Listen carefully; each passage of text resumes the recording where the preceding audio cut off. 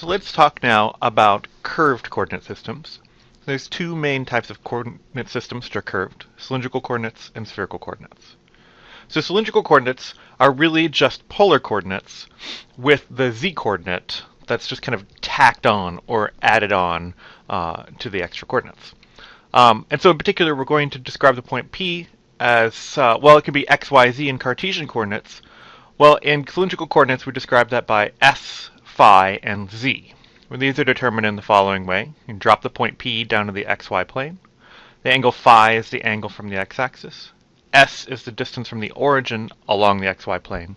Then z is the height of the point P above the origin. You can relate these, the Cartesian and the polar coordinates, or in the cylindrical coordinates, to each other.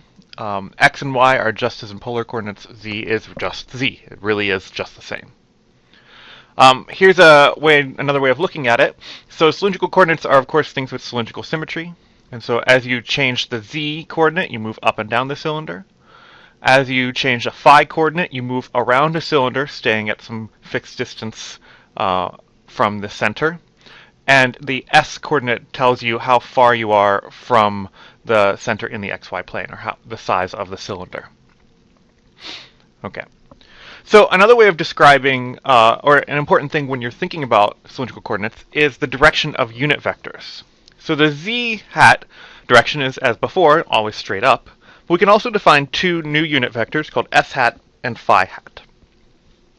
On the xy plane, they look like this. S hat points radially out from the origin on the xy plane, and phi hat points kind of in the counterclockwise direction.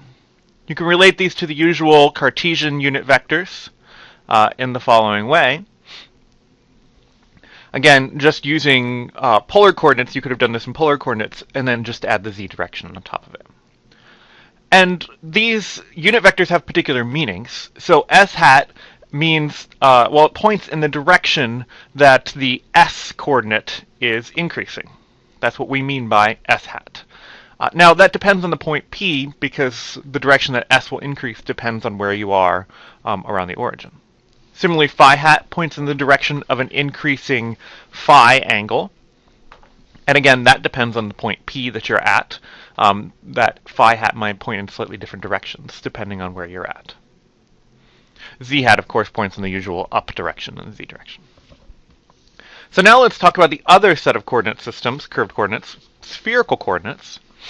So in spherical coordinates, again, we're going to describe some point P, not according to Cartesian coordinates, but now we're going to describe that point P with one distance and two angles. In cylindrical coordinates, we had two distances and one angle. So now we're going to go full hog. So instead of x, y, z, we're going to describe the point in terms of r, theta, and phi. So what these mean, r is, of course, the distance from the origin. The angle theta is the angle from the z-axis, down from the z-axis. And the angle phi is the usual polar angle from the x-axis when you drop the point down. You can relate the Cartesian to the spherical coordinates in this way. And you can work this out by geometry. And so here I'm just going to state the result rather than working out the details of the geometry for you.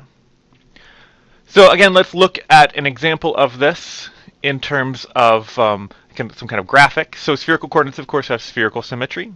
As you change r, you change the radius of that sphere. Theta takes you up and down the sphere, and phi takes you around the sphere, like so.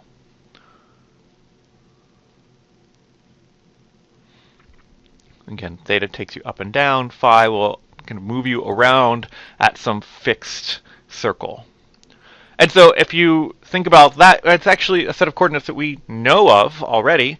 We've used coordinates like that before. So theta is sort of like the latitude coordinates that we use on the Earth. And phi would then be more like the longitude on the Earth. Just as with cylindrical coordinates, we can draw in unit vectors. And here we call them r hat, theta hat, and phi hat. And you can write these unit vectors in terms of the x hat, y hat, and z hat coordinates, the usual Cartesian coordinates. And it's a mess, but you can do it. Again, this is just due to geometry. I'm not going to show you the details of the geometry here. most important for us is how we're going to use this and how we're going to interpret it. So r hat can be written in this way. Theta hat has a similar structure.